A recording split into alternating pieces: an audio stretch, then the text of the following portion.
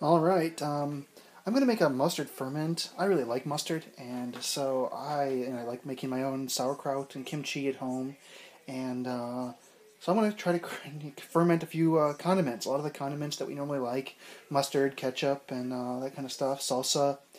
These things usually have vinegar added, and when you see vinegar added to a product like pickles, it's usually the vinegar is there to substitute for a natural lacto-bacilic fermentation or lactic fermentation. And so mustard's one of these things. They add just a regular vinegar, and vinegar's fine. It adds the acidity, but it doesn't quite taste the same. But it tastes very similar. But as you can see here, these are mustard seeds, and I'm using this spice grinder here to grind these up. And quick turn of the handle.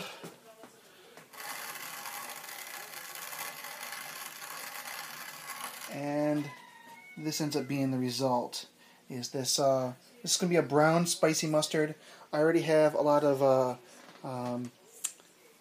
turmeric in this one. I also have some ginger powder, a little bit of garlic powder, white pepper, some cayenne pepper. So it's going to be a spicy brown mustard. I need to measure this out. Basically, I think this is going to turn out to be 4 cups of ground mustard, which means I will add 2 cups of distilled water, a little bit of lemon juice, a little bit of honey, and a little bit of a starter. So I'm going to use some brine from one of my ferments, like my kimchi, and then I might even toss in a little tiny teaspoon or so of my kefir. And hopefully there'll be lots of good bacteria in there. Get the sucker started, and they'll turn all the sugars that might be in these mustard seeds, and we'll turn those sugars into acids and lactic acids, and make a nice natural fermented condiment. So yeah, that's the plan. So just wanted to show kind of this project. It's going to be an interesting little experiment, I think. Interesting little experiment for sure. All right, off we go. Alright, so this is what I have. Now that I've added water and lemon juice and salt and all that kind of good stuff, I've got this gooey brown mustardy thing. I'm kind of thinking about adding some more water. I mean, I realize that I probably shouldn't make this to the standards of a squeezed bottle mustard, but this is almost a little bit too spoonable. You know, it's I think I'll add just a little more water.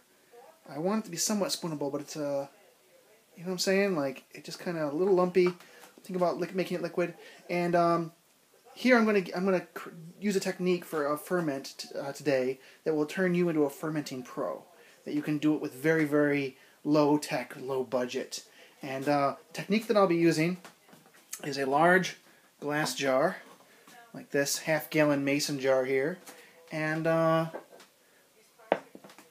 some walnut oil. So you're going to want, and you can use olive oil, you want any oil that will stay liquidy at like room temperatures. And the idea is normally when you're doing a ferment, you need to create some kind of special condition under which the gases from the bacteria, the CO2 can escape, and yet, you know, push out, and you want to exclude as much oxygen as possible, because oxygen will, an environment with a lot of oxygen present will create an environment in which a lot of the bacteria you don't want will show up. So what I'm going to do is I'm going to take the mustard, I'm going to put it in that jar there, and then when I get all done, I'll pack it down and I'll pour about a ½ inch of walnut oil on top. And I'm using the walnut oil over olive oil because I prefer the flavor of the walnut oil, and I think for this application, the olive oil might taste too olivey for this application, and the walnut oil is very mild tasting, and I think it would actually pair well with the mustard. And yeah, you might have some oil when you scoop it out in your mustard, but you know, that it wouldn't hurt anything either. I don't think. I can't imagine that I would object to a sandwich that had a little bit of a walnut oil in with the mustard. So yeah, that's the plan. So I unfortunately I've got little baby Freya here in the carrier. That's the top of her head, and so I can't do all this. I got one hand holding the video camera, and I'll need 2 hands for this whole project. So we will have to say see you later. Oh, there she is.